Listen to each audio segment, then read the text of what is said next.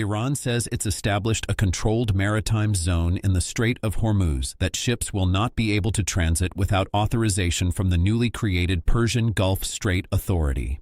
On Wednesday, Iran's Islamic Revolutionary Guard Corps said it had coordinated safe passage for 26 cargo ships and tankers, including the first shipment of Middle East oil to South Korea since the U.S. and Israel launched strikes on Iran nearly 3 months ago. Iran is reportedly charging tools of up to $2 million for passage through the strait, to be paid in Chinese yuan or the cryptocurrency Bitcoin. Meanwhile, Iran's foreign ministry says it's reviewing the latest U.S. peace proposal after President Trump said he's willing to delay planned attacks on Iran for a few days while he awaits Iran's response. On Tuesday, Trump spoke by phone with Israeli Prime Minister Benjamin Netanyahu. Axios reports the Israeli leader left the meeting with his hair on fire after urging Trump to abandon diplomacy and resume bombing Iran. On Wednesday, Trump downplayed reports of friction between the two leaders and said Netanyahu would do whatever I want him to do. I'm right now at 99% in Israel. I could run for prime minister, so maybe after I do this, I'll go to Israel and run for prime minister. In Sudan, human rights monitors say an armed drone fired on a crowded market in West Kordofan province on Tuesday, killing 28 people and leaving dozens more wounded. Sudan's army denied the report, saying it doesn't target civilians or civilian infrastructure of the areas controlled by the rival Rapid Support Forces paramilitary group. Last week, the Global Food and Security Monitor, IPC, warned nearly 20 million people across Sudan face acute hunger this year, with more than 800,000 children at risk of severe new malnutrition due to civil war, mass displacement, and collapsing food and health systems.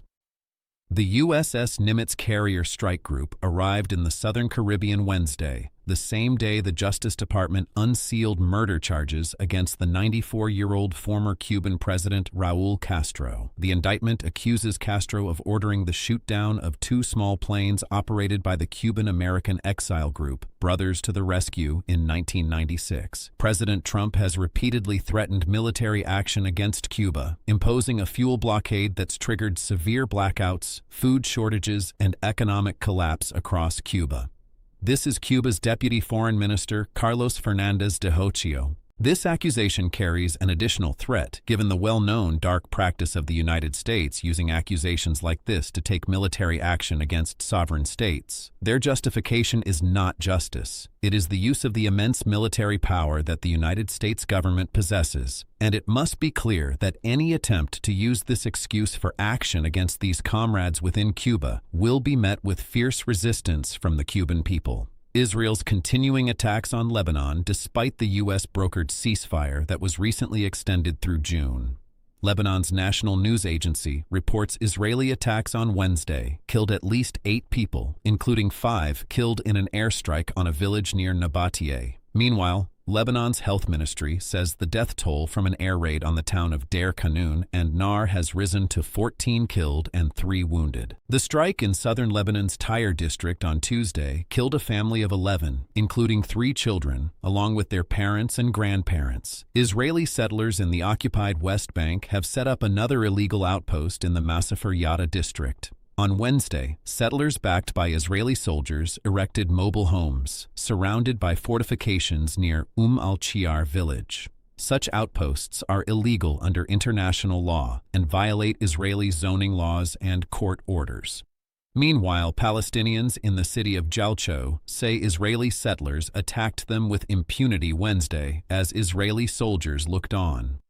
At 3 a.m., we were shocked when armed settlers assaulted us. They attacked the house, they burned 2 vehicles, and tried to burn a 3rd one. They also wrote racist graffiti on the walls. This happened with Israeli occupation forces in attendance. In Gaza, Israeli drones and gunfire killed 4 more Palestinians and wounded several others over the last 24 hours. The WAFA news agency reports 2 Palestinians were killed in areas under Israeli military control in Rafah, in southern Gaza. Another person was killed northeast of Khan Yunis, while a 4th was killed when an Israeli quadcopter drone dropped a bomb on a group of Palestinians in Beit Lahia in northern Gaza. Several others were injured in that attack. Israel's far-right national security minister Itamar Ben-Gvir posted a video of himself taunting hundreds of global Samud flotilla activists who were abducted by Israel in international waters this week. The video shows dozens of men and women kneeling in rows with their foreheads to the ground and their hands zip-tied behind their back at the port of Ashdod. According to lawyers representing the flotilla, 3 activists were taken to the hospital as a result of Israeli violence. This is a portion of Ben-Gvir's video. They came with much pride, as big heroes. Look, see how they look now. Look at how they look now. Not heroes, and not anything. Terror supporters. I tell Prime Minister Netanyahu, give them to me for much more time. Give them to us for the terrorist prisons. This is how it should look. Ben-Gvir's video was roundly condemned around the world. Italy's Prime Minister, Giorgia Meloni, said, quote, "It's inadmissible that these demonstrators, including many Italian citizens, are subjected to this treatment that violates human dignity," she said. Spain's foreign minister called Ben-Gvir's actions, quote, "monstrous, disgraceful, and inhumane," unquote. It even drew criticism from U.S. Ambassador to Israel, Mike Huckabee, who described Ben-Gvir's behavior as despicable, saying the minister had, quote, "betrayed the dignity of his nation," unquote. Huckabee's rare criticism came a day after the U.S. Treasury announced sanctions against organizers of the Gaza flotilla. Here in the United States, Elon Musk's private aerospace and artificial intelligence company, SpaceX, has confirmed plans to go public in what's likely to become the largest initial public offering in history. The plan could see SpaceX valuation reach $2 trillion, surpassing the 2020 IPO of the oil giant Saudi Aramco. It could see Elon Musk's majority stake in SpaceX rise in value to more than $600 billion, making him the first trillionaire in history. Meanwhile, OpenAI, the maker of ChatGPT, is set to file for an initial public offering in the coming weeks. The artificial intelligence company is valued at more than $850 billion by private investors and is working with Goldman Sachs and Morgan Stanley to prepare the paperwork. Separately, OpenAI rival Anthropic is preparing an IPO that could see its valuation top $1 trillion. Meta has sent layoff notices to about 8,000 workers, or 10% of the social media giant's workforce. Another 7,000 Meta workers will be reassigned to new artificial intelligence initiatives. The layoffs come just weeks after CEO Mark Zuckerberg confirmed in an all-hands meeting that Meta is using an artificial intelligence data tracking program to train an AI model that will replace many of its workers. A recording of Zuckerberg's comments was obtained by the news organization More Perfect Union. So, we're in a phase where basically the AI models learn from watching really smart people do things. And if you're trying to get it to be able to do certain capabilities, having it be able to observe really smart people doing those things is very important.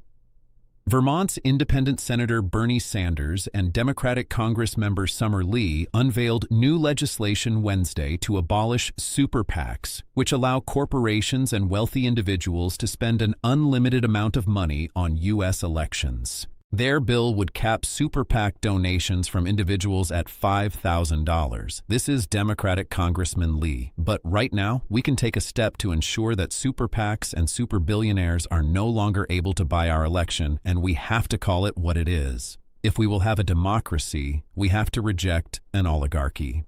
The late-night comedian Stephen Colbert signs off tonight on the final broadcast of The Late Show, following his 11-year run on CBS. The Late Show had broadcast from the Ed Sullivan Theater in Manhattan since 1993 with Letterman.